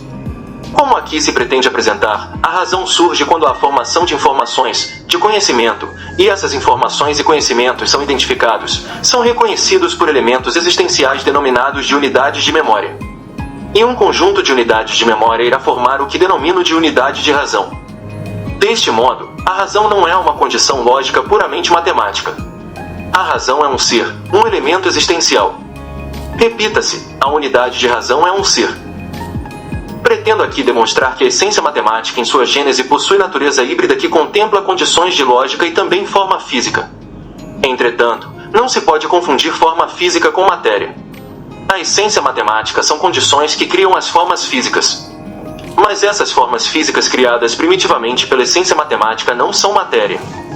O universo, quando surge, é apenas um conjunto de formas físicas que tem como essência única as verdades lógicas matemáticas. O nada, o ponto esférico antagônico, é o elemento autônomo que pertence também à essência matemática primitiva, e por isso eu considero essa essência matemática de natureza híbrida. E considero a sua essência híbrida porque a sua construção se dá por lógica matemática, mas já contemplando também uma geometria. O ponto antagônico possui forma física primeira e a sua expansão é derivada de outras verdades pertencentes à essência matemática. Por sua vez, a razão é sim uma existência e surge apenas após a formação do universo, e é um ser capaz de identificar e reconhecer as verdades matemáticas. Na era do nada antagônico não existe razão. Ao que se pretende aqui demonstrar, razão é uma forma material lógica capaz de identificar elementos postos pela essência matemática. Na era antagônica, tudo que ocorre tem essência apenas de lógica matemática, mas já contemplando as primeiras formas físicas básicas elementares que comporão o universo. Elemento material existencial só passa a ocorrer em momento posterior ao universo formado conjuntamente com a primeira unidade de memória. Isso porque o universo é o espaço e este universo total conjuntamente com a sua primeira unidade de memória é que passam a atuar, como será aqui demonstrado, para condensar conhecimento e transformá-lo em formas derivadas de existência que ganharão configuração atômica. E, como afirmado, não me refiro à forma física como sendo algo que seja material. Não é isso. Quando o universo surge não há matéria, mas somente espaço e este espaço será composto por um elemento que é derivado da essência matemática. O plasma universal, como aqui se pretende demonstrar, é um elemento não material formado a partir da derivação da essência matemática que gera a expansão do nada. Entretanto, este plasma primário contido no início do universo e que lhe dá essência, será a substância básica para compor todas as demais coisas, todos os elementos que dentro deste universo irão surgir. Falo isso apenas introdutoriamente, pois em verdade toda esta teoria tratará detalhadamente dessas coisas. Em resumo, pode-se dizer que a própria matéria é em verdade apenas condensação de formas físicas e essas formas físicas possuem essência apenas matemática. Desfragmentando-se qualquer elemento material, ao máximo o que restará será apenas uma essência lógica. Dito isso, quero ressaltar que quando utilizo o termo infinito não me refiro a algo que não tem fim, pois na nossa acepção, não existe elemento infinito. O nada, o tempos antagônicos é finito, assim como o universo existencial é finito. Isso porque, ao admitir que algo é infinito, estaria em verdade admitindo que este algo não existe. Entretanto, é preciso dar entendimento a uma questão de elevada importância: infinito é diferente de eterno. Portanto, o infinito é um não elemento, uma não existência. Mas, é preciso dizer que o infinito é uma condição lógica matemática de existência. Ao que entendo, o infinito, em que pese não ser elemento, é uma condição lógica. O infinito faz parte da gênese existencial não como um elemento, mas como uma condição matemática necessária à própria existência. O infinito faz parte da essência matemática. Isso porque não seria possível haver um elemento autônomo se não ocorresse essa condição matemática a qual denomino de infinito. Quero dizer, não poderia ter ocorrido a era do nada, o tempos antagônicos, o ponto esférico inicial, se essa condição que é o infinito não ocorresse simultaneamente. Deste modo, quero apresentar a terceira verdade absoluta, que fundamenta esta teoria da objetividade. Infinito é uma não existência que ocorre como uma verdade, como uma condição matemática lógica e necessária para que o primeiro elemento finito, o ponto esférico antagônico, ocorra como essência primeira de todas as coisas. A fundamentação dessa obviedade será e muito ainda apresentada, porém, quero dizer de imediato que essa mesma condição matemática que é o infinito continua a ocorrer na era da existência após a formação do universo total. Isso porque o infinito não é um elemento e sim uma condição matemática lógica e necessária para que tudo exista, pois não é possível ocorrer um universo unitário total sem que a essência matemática infinita também paralelamente ocorra como condição. Considero que quando digo que um elemento existe, então estou afirmando que este elemento não pode ser infinito, ou seja, não pode ser uma coisa de extensão infinita. Estou falando sim de extensão, pois todas as coisas que possuem existência são formas geométricas e possuem uma extensão definida, limitada, finita. Assim sendo, não existe qualquer elemento que possua uma extensão infinita. Entretanto, existe sim elemento que possui uma existência eterna ou perpétua. Ou seja, é um elemento finito em sua extensão, em sua dimensão geométrica, mas eterno ou perpétuo em sua existência. O universo, como bem aqui se demonstrará, é um elemento geométrico finito, mas a existência universal lato sensu é, como pretendo fundamentar nesta teoria da objetividade, perpétuo. O próprio nada, o tempos antagônicos, é elemento finito, pois se não fosse finito não teria ocorrido como elemento antagônico primeiro. Entretanto, o nada é eterno, é elemento primeiro, é semente que ainda está no centro do universo, como aqui se pretende demonstrar, mas a sua essência deixou de ser antagônica, pois em verdade com o surgimento da era existencial o ponto esférico representativo do nada passou a compor a esfera global existencial, o universo. Tempo-espaço. Como ficará demonstrado, o nada, a partir de si mesmo, criou uma única unidade de memória, e o universo que surgiu com ela se mantém conectado perpetuamente, desdobrando-se em outras tantas unidades de memória que, em conjunto, combinam-se e formam novas unidades de reconhecimento, de verdade, relativa. Dentro dessa concepção, o nada não criaria de si mesmo mais do que uma única unidade de memória, e essa primeira criação daria início ao tempo. A essa primeira unidade de memória formada dentro do universo quero denominar de memória embrionária. Deste modo, o tempo só começa a acontecer, a correr, a ser contado, no exato momento em que o nada, a partir de si mesmo, cria o universo e com ele a primeira unidade de memória, que é a memória embrionária. Como dito, o tempo é algo que se adiciona a cada instante. Então, como algo que se adiciona, pode-se dele subtrair tudo que foi adicionado e se chegar a zero. Diante disso surge uma verdade decorrente. E essa verdade decorrente está no fato de que o tempo é algo que teve um início, teve um marco zero, e isso é verdade porque não se pode dizer que durante o nada havia tempo existencial. Durante o nada, o que havia era um antagonismo, um tempo antagônico como já analisado de forma introdutória, justamente porque ele se expandia apenas de forma antagônica, não contava, pois tempo é igual a espaço, e durante a era do nada não há espaço. O que existiu naquela era foi apenas um ponto esférico expansivo contraditório em busca de uma condição verdadeira. E é daí que surge uma verdade decorrente universal. Essa verdade decorrente nos leva justamente ao início de tudo, que ocorre no momento em que o elemento alfa surge juntamente com o universo, dando início à contagem do tempo. No instante zero do universo formado não há qualquer unidade de matéria ainda composta. Portanto, a menor unidade de tempo existente é determinada pela velocidade com que os filamentos plasmáticos foram formados e com os quais as unidades de memória serão constituídas. Sobre essa velocidade lógica aplicada à formação dos elementos que compõem o plasma, e consequentemente das unidades de memória, aqui se apresentará de forma fundamentada, pois em verdade faz parte integrante essencial desta teoria. Então, é preciso dar uma definição precisa a essa verdade decorrente derivada da primeira verdade absoluta. Existiu um instante zero na contagem do tempo existencial. Quando tudo, a existência, passa a acontecer, vale dizer, quando o tempo deixa de ser zero e começa a sua contagem, então o nada terá deixado também de ser elemento único autônomo. O nada perde a sua autonomia no instante em que surge a partir de si o primeiro universo e juntamente com ele a primeira unidade de memória. O nada foi absorvido pela sua própria criação e continua lá no centro do universo como um ponto esférico lógico e sem a sua contradição primeira. Tempo é igual a espaço. O tempo é o elemento autônomo de existência e por isso se expande perpetuamente para além dos limites do universo atual. Dentro deste universo total existem outras unidades existenciais distintas, que também são espaços geométricos condensados dentro da esfera global. Ou seja, o universo é um espaço geométrico que contém dentro de si galáxias e outras formações que em verdade são também espaços geométricos condensados dentro do universo total. Essas galáxias e formações dentro do universo são formadas a partir da possibilidade de um elemento no espaço encontrar outro elemento e formar conhecimento. Essa verdade matemática faz nascer a possibilidade da criação da memória fluida ou conhecimento, corroborando o que nesta teoria se apresentará e fazendo nascer uma das verdades decorrentes. O tempo, O universo atual tem existência lógica única e constante, mas que gera dentro de si mesmo outros elementos lógicos geométricos fechados com a capacidade de armazenar internamente conhecimento. E conhecimento é apenas a reprodução do espaço em forma condensada dentro das unidades existenciais.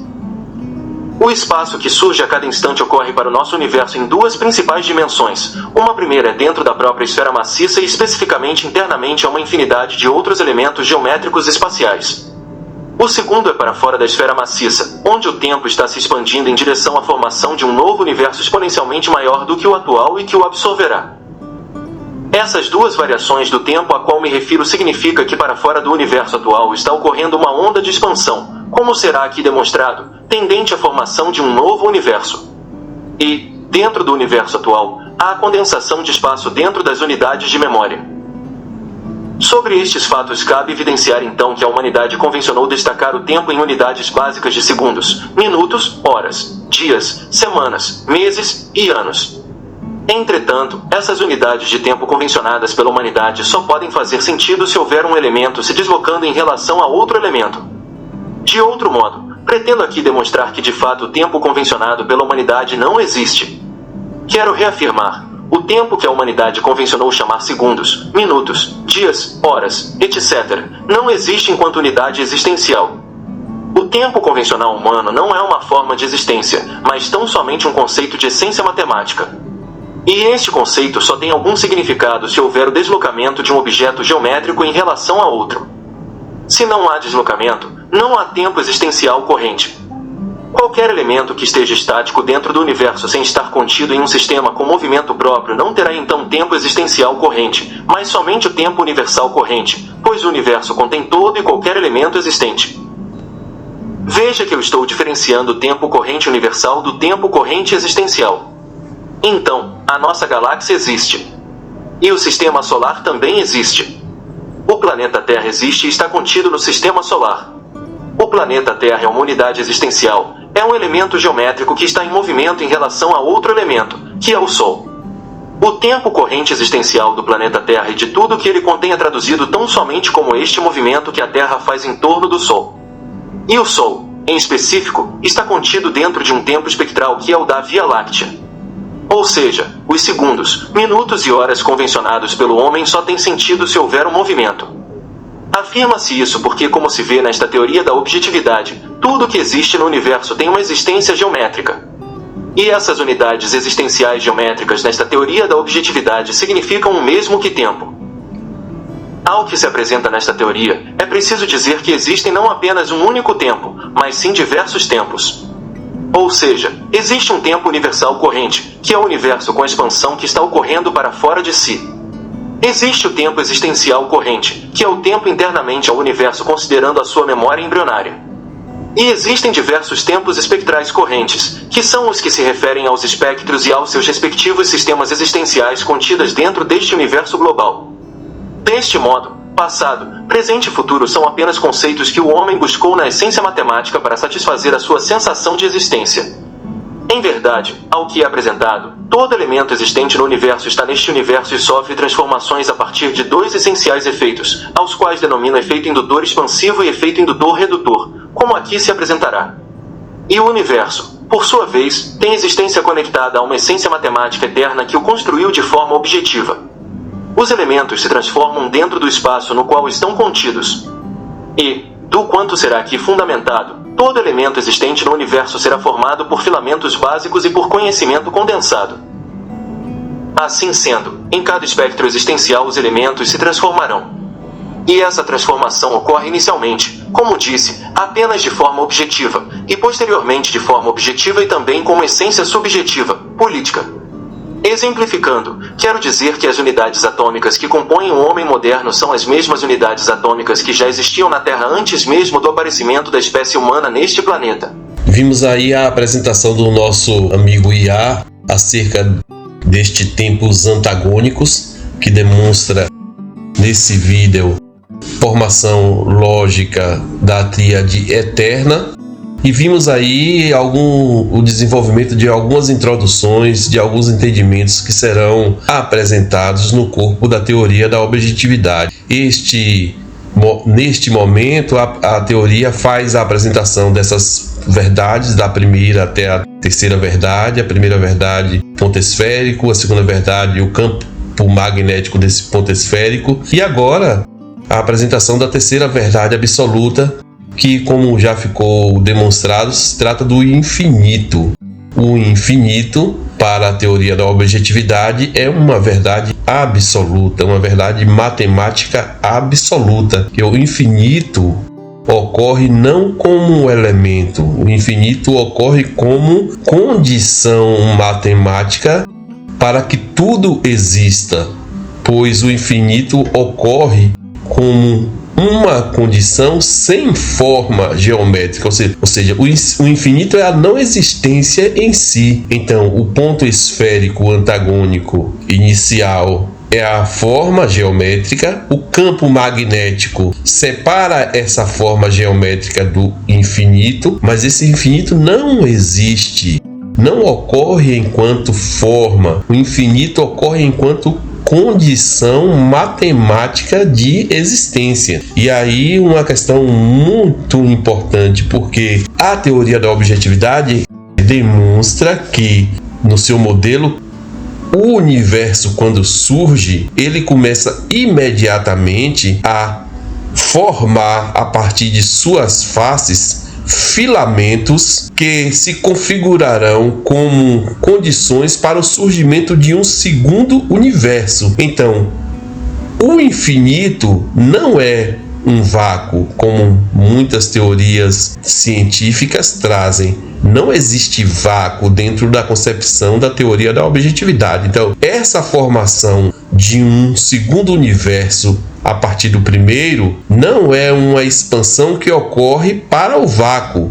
Assim como a expansão do nada, do ponto esférico, fez surgir um universo pioneiro, o surgimento do segundo universo a partir do primeiro não irá ocorrer a partir de uma expansão que se encaminha em direção ao vácuo. Não existe vácuo. O universo, ele se transforma em si mesmo. Por isso o modelo é cíclico. Então, quando o primeiro universo surge com a sua unidade de memória embrionária, ele também de imediato, a partir do instante zero, começa a gerar a partir de si uma expansão das suas faces. E aí eu repito, essa expansão não é expansão para um espaço ou para um vácuo, pois não existe vácuo ou espaço fora do universo que está sendo formado. Na verdade, essa expansão é que formará o novo espaço desse segundo universo que surge. Então,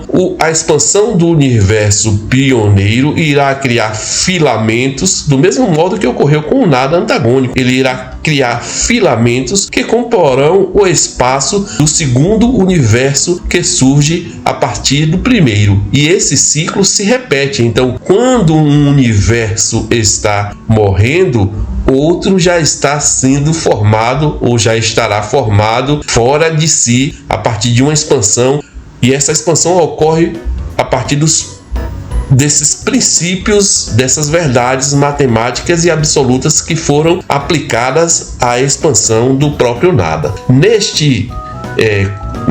Nesta parte da apresentação, o nosso amigo Ia apresentou que a teoria da objetividade utiliza um método denominado de método da desfragmentação. Porque, veja bem, tudo que a teoria da objetividade demonstra é elemento geométrico, tem configuração geométrica, tem configuração matemática, tem descrição lógica, geométrica e matemática. Então, um exercício de desfragmentação dos elementos atômicos nos leva a este princípio, ou a esse conjunto de princípios matemáticos que são as verdades absolutas. E o próprio desenvolvimento argumentativo da teoria da objetividade leva em consideração essa desfragmentação. Então, a construção que é realizada, que é demonstrada da expansão, como será visto em outras apresentações posteriores, o modelo de expansão apresentado traz os fragmentos mínimos que compõem o espaço, ou seja, a construção também é uma apresentação de um momento regressivo no tempo. Então, quando a teoria demonstra a partir das faces do nada uma expansão que forma filamentos, esses filamentos também, num exercício de raciocínio inverso, são fragmentos dos átomos. A teoria da objetividade, como eu já narrei, tem vários comentários. Eu estou no comentário número 9 e nesse comentário número 9 são apresentados elementos geométricos desfragmentados, e aí os átomos já são apresentados num contexto de elementos subatômicos e também numa forma inteligível, lógica, de apresentar este modelo dentro dessa concepção de método de desfragmentação dos elementos. Foi narrado aí pelo nosso amigo IA que a teoria considera que tudo existe enquanto ficção, porque tudo, na verdade, é transformação destes elementos geométricos apresentados. E todas as verdades absolutas são verdades geométricas ou são condições necessárias do relacionamento desses entes geométricos. Então, tudo é uma ficção, tudo é uma transformação desses elementos geométricos. Quando você desfragmenta todo e qualquer elemento geométrico ao máximo, o que sobra é apenas uma essência lógica. E aí, nessa apresentação desta parte do tempos antagônicos, também foi mostrado de forma introdutória o conceito de memória. Esse conceito de memória é muito importante porque, além da memória embrionária que surge junto com o espaço, quando ocorre o número de quebra, quando o universo se completa, além da memória embrionária, que é um ente geométrico a partir do qual os filamentos se transformarão em unidades atômicas, e essas unidades atômicas a teoria da objetividade apresenta como unidades de memória. Um conjunto de unidades de memória formam um conjunto de unidade de razão. Isso aí está sendo apresentado de forma introdutória, porque todo o modelo, toda a apresentação geométrica do modelo tratam dessas unidades de memória e dessas unidades de razão de forma muito aprofundada. Em verdade, a unidade de memória formada a partir do surgimento do universo, dentro da unidade de memória embrionária, essas unidades formadas a partir da memória embrionária são os átomos de hidrogênio de uma única esfera, denominados de prótio pela ciência. E aqui, neste instante, que também é demonstrado de forma introdutória, este conceito de memória, de unidade de memória, é um conceito que é muito trabalhado e muito apresentado como fundamentação do desenvolvimento da própria teoria e das corroborações que essa teoria encontra em seu modelo, porque estas unidades de memória são, sim, apresentações de entes geométricos capazes de reproduzir, de fornecer e de gerar conhecimento. Então, a teoria da objetividade se diferencia da teoria do Big Bang, aí também nesse sentido, porque a teoria da objetividade trata da questão do conhecimento, a transmissão da informação. E a transmissão da informação é realizada através de um mecanismo denominado de memória. E para que esta memória possa efetivamente ser reconhecida e ser armazenada, os elementos atômicos precisam ter dispositivos ou precisam ter mecanismos lógicos de formação, de geração e de acumulação dessas memórias, que são informações, são os conhecimentos gerados dentro do universo. E aí a teoria da objetividade irá dentro de cada era, porque a apresentação da teoria é feita a partir de várias eras. Nós estamos vendo aqui a era dos tempos antagônicos, que é uma era anterior ao surgimento do universo. Quando esse tempo antagônico se completa e gera o universo a partir do instante zero, este universo tem uma era inicial chamada de era dos trilhos lógicos, que é quando se inicia a formação das unidades atômicas, gerando a massa atômica primitiva formada pelo elemento hidrogênio de uma única esfera. E posteriormente nós teremos algumas eras. As eras dos trilhos lógicos é a era primeira, as correntes lógicas de plasma terciário, posteriormente após as correntes lógicas de plasma terciário e matéria atômica, formando os elementos leves inicialmente a partir do hidrogênio, formando o lítio, o berílio, o boro e o hélio, além do hidrogênio. Outra era ocorre, que é a era da centrifugação, que é quando essas correntes, a partir das dimensões do espaço, se encontram no centro dessas dimensões e começa um processo centrífugo que cria os entes celestes, que criam as unidades celestes, formando as galáxias a partir dos sistemas globais denominados de espectros. Também introduzido o entendimento acerca do efeito indutor, redutor e do efeito indutor expansivo. E este entendimento de efeito indutor, redutor e expansivo é uma compreensão que é introduzida já nesta apresentação, porque o efeito indutor-redutor significa a formação do tempo existencial, que quando o universo se forma, a partir do instante zero, dois tempos principais são formados.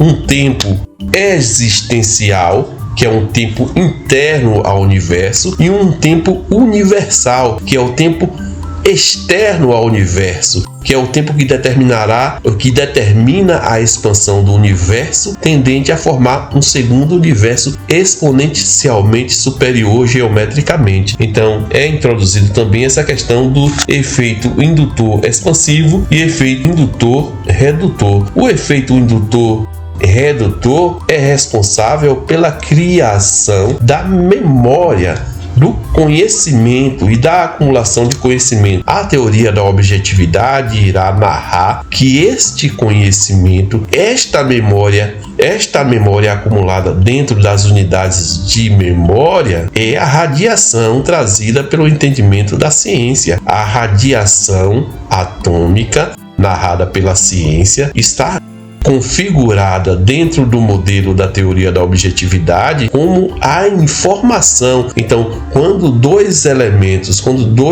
unidades atômicas, átomos de hidrogênio, estão uma em frente à outra, elas geram conhecimento. E este conhecimento são as imagens. Então, as unidades não estão uma diante da outra, e esse estar uma diante da outra ocorre de forma inerte, sem gerar nada. É gerado uma informação, e essa informação é acumulada dentro das unidades atômicas, e esse acúmulo significa radiação, traduzindo para a linguagem científica. Então, essas foram as introduções realizadas dentro da apresentação desse tempos antagônicos, onde foram demonstradas as três verdades absolutas. A primeira verdade absoluta configurada enquanto ente geométrico como um ponto esférico. A segunda verdade absoluta configurada enquanto campo magnético desse ponto esférico, porque esse ponto esférico não poderia ocorrer sem um campo que os separar-se do infinito, sendo que o infinito em si, que é a terceira verdade absoluta, não é uma instância geométrica. Ao contrário, o infinito é ausência de geometria. Então, o infinito não ocorre enquanto elemento, o infinito ocorre enquanto ausência de elemento. Então, por isso, o infinito é a terceira verdade absoluta apresentada pela teoria da objetividade e que compõe essa tríade eterna, formando os tempos antagônicos. Ressalte-se reiteradamente que o infinito, após o surgimento do universo, ele continua ocorrendo. Então, o universo, quando se forma, possui dentro de si uma formação de conhecimento condensado dentro das unidades atômicas, e fora de si esse universo está se expandindo, tendente à formação de um novo universo. Porém, essa expansão não ocorre em direção a um vácuo ou a um espaço, porque essa expansão está, em verdade, criando este novo espaço do segundo universo que surgirá dentro de um modelo cíclico sucessivo. Porém, o infinito, a verdade absoluta, que é o infinito, continua ocorrendo, porque ela é uma condição matemática de existência para todo e qualquer elemento. Então, o infinito não deixa de ocorrer. O infinito ocorria na tríade eterna e o infinito continua ocorrendo como condição matemática de existência para que sucessivos universos sejam formados dentro de um modelo, dentro de um processo cíclico de formação de universo. Então, esta foi a introdução deste tempos antagônicos, demonstrando aí a tríade eterna, e um vídeo posterior eu irei demonstrar o surgimento, ou melhor, eu irei apresentar a quarta e a quinta verdades absolutas, que formam o que se chama de efeito indutor. A quarta e a quinta verdades absolutas, e aí dentro de um entendimento filosófico, como tratou Aristóteles, se trata do movimento.